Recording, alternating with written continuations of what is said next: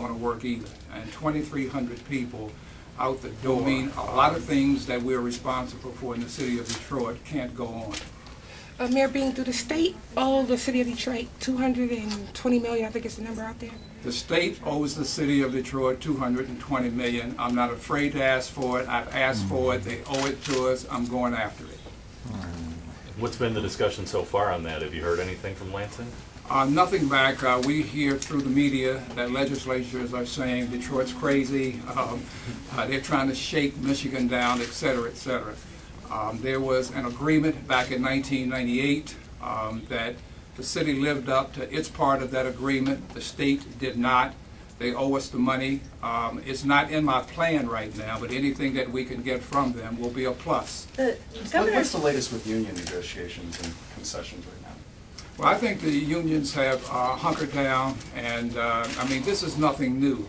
I started in the April time frame of negotiating with the unions so that they would be where we are today.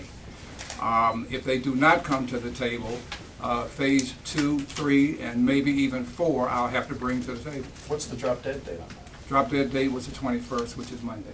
What's your assessment, Mr. Mayor, of how city services will be impacted by these judgments? They will be greatly negatively impacted. Anytime that you've got people doing things today and they're no longer part of our workforce, city services will suffer even more than they are today. And that's unfortunate because our citizens don't deserve that. Does the city double dip with the contract jobs and the union jobs? Is that a double dip type thing going there?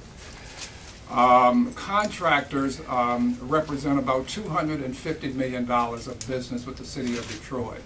We're asking them to come to the table also with a 10% reduction, which would be $25 million on an annualized basis. But inasmuch as we only have another 6 months or so to go before the end of our fiscal year, we won't get the total amount.